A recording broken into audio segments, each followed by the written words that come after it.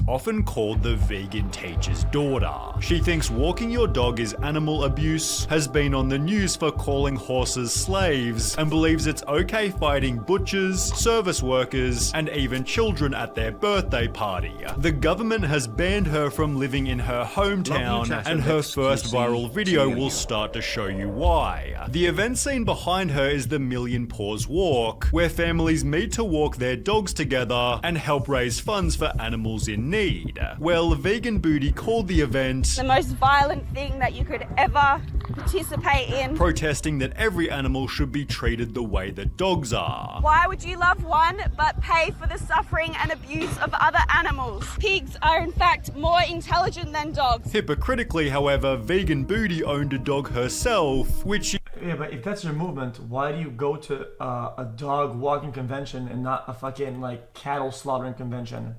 she tied to a leash and used it to pull her while she skated. It's pretty funny how you are protesting, yet you have a dog pulling you. Pretty hypocritical, and the hypocrisy. Guys, that's like saying I don't like homophobia, so I'm gonna go protest against a LGBTQ parade.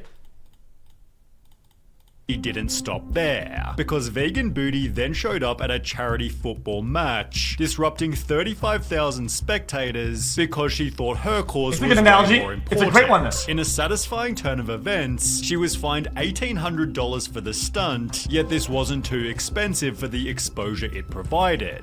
Would you do it all again? Yes. 100%. However, at around the same time, Isaac Butterfield was going viral for his anti-vegan videos, featuring Tash in the worst vegans on TikTok. Why is your name Vegan Booty when you're running around with that? Change your name to Vegan Pancake Ass and let us all get on with our lives. This gave Tash a chance to respond, although she was met with a brutal dislike ratio as Isaac's audience offered their very first downvote. He'd therefore slam Vegan Booty again. Meat's amazing, it's delicious, and guess what, bitch? I'm gonna have a big dirty steak for dinner. I hope you enjoy your broccoli, you tiny little child. Yet with comments such as who else came from Isaac's channel, this was only helping Vegan Booty grow. She'd use her newly found fame to launch a vegan clothing company, spoofing the Anti-Social Social Club to instead read Anti-Animal Cruelty Club. Well, Isaac then launched his own anti-vegan social club, leading Vegan Booty to call in heavy reinforcements. She'd discuss is Isaac Butterfield's I think they're both cringe, because the reality is that I'm sure most vegans just do veganism. They just do their thing, right? The same way you as a meat eater, you do your thing as eating meat. So going against either is just fucking stupid. Leading Vegan Booty to call in heavy reinforcements. Go against the industry or protest, but not the people doing their thing. Club responsible for this vegan phobia, with no one other than that vegan teacher. Guys, literally. Okay, then I'm anti-cigarettes. I'm gonna go out in the subway and punch smokers. Has shirts made that say that. anti-vegan club. The pair became so close that they'd call each other family. Hi, sweetie. How are you? Hello. Hey, Mom. How you going? However, it was obvious Vegan Booty was the crazier of the two. She began infiltrating supermarkets wearing an animal onesie before standing in the milk section, dissuading shoppers from their purchase. For obvious reasons, staff weren't too happy about this, and even after being ejected, she still yelled outside the store. Her babies are taken away from her straight after birth, and her sons are murdered.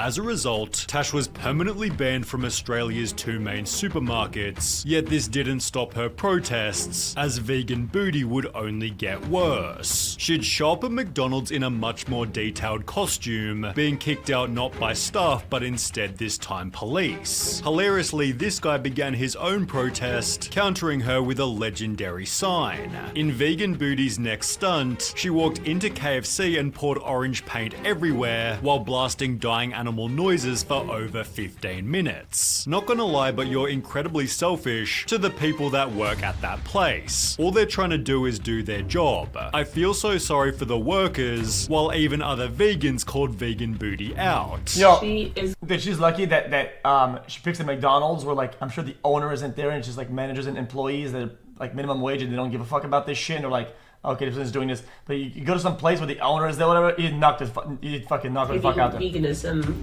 a bad name. People wrote about Tash's public Don't go to stunts. somebody's Instead business of and promoting fucking vegans, you kind of just embarrassed push on the them, ground. and nothing showed this better than her children's party meltdown. These two horses were clearly very well looked after, and were waiting outside a family festival so kids could take a picture. Well, of course, Vegan Booty somehow thought it was abuse. I just want to know who the slave owner is. Okay, that's disgusting. This is animal abuse. You know how disgusting your ass being out of She tried and failed to make any decent points. If you were in their position, would you be happy? Although Vegan Booty wasn't finished there. She'd then go into the festival to find the horses again, disrupting all photos by making a public announcement. These innocent beings are no different to our beloved dogs and cats. They look like they're under so much stress. This awesome dad then quickly stopped their antics. No photos of my kids, man. Yeah, not taking photos. No, we'll just keep walking that way then. Keep walking that way. And thankfully police were there to intervene. After posting her video to TikTok, Tash again made national news, in which they'd interview the horse's owner. Meg Freeman owns the pony business. She says she's being bombarded with abuse by vegan protesters. Meg Freeman wants her charged. They're like terrorists. They're not going to go away. Well, only 1 week later, Vegan Booty announced, "I'll be going to court on the 13th of May, as I received a summons for a restraining order from the owner of Ponies for All Occasions. Those who dislike me are triggered because I've made them realize that they're animal abusers. What I'm going through right now isn't a loss. It only means we're winning." I'm always a non-violent protester. Well, I'm and gonna I'll visit. never harass. Chat, why even go to court against that, whatever, right? Why not just say, whatever? Like, if someone wants a restraining order, if I can let him have it, whatever, no?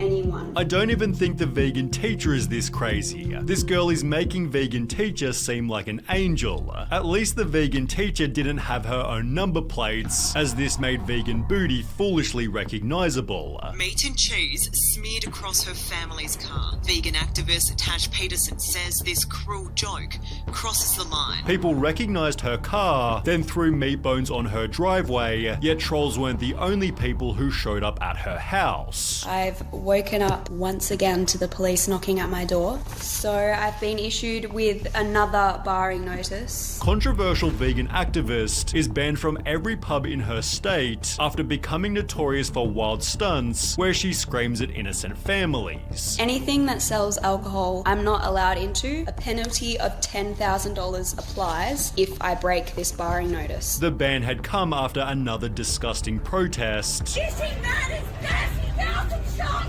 every hour! Animal abusers! Animal abusers! Yeah. I cannot think of a place that you're gonna fall on deaf ears more than a fucking pub or bar. Like, people are drinking beer and shit like that, and you're gonna give me some social issue, bro. Animal abusers! Yet Vegan Booty was still convinced that Well, I'm she'd trying done to drink a nothing pint, wrong. motherfucker. I don't really Like have what? a right to freedom of speech here in Australia. It's honestly pretty corrupt, if you ask me. Her freedom of speech is just going to a restaurant and screaming like a lunatic about murder.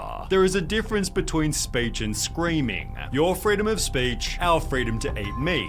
Goodbye. She'd therefore leave Perth and spend a month protesting in Melbourne, but when she tried to fly back home, the government said she couldn't return. The Australian police have banned me from entering into my own city. If I choose to fly home, I could face a 1-year imprisonment. Her application was rejected based on her statements made in public, and after eventually having the rejection overturned, you will not believe how awful she became. She'd go back to harassing the innocent pony business before trying to ruin the life of a hard-working chef. John Mountain owns Fire Restaurant in northern Perth, where on one unassuming night, a diner made a complaint about the lack of vegan options on the menu and was charged $32 for vegetables. Well, rather than bending the knee, John instead stated it is not a vegan restaurant, and if customers want vegan options, they should go elsewhere, announcing on their Facebook page, "Sadly, all vegans are now banned from Fire for mental health reasons. We thank you for your understanding." All vegans are banned. End of. No more. Never again. God help them. Everybody loved the chef's bold move, well, except for one person known as Vegan Booty. Blood on your hands! take it back!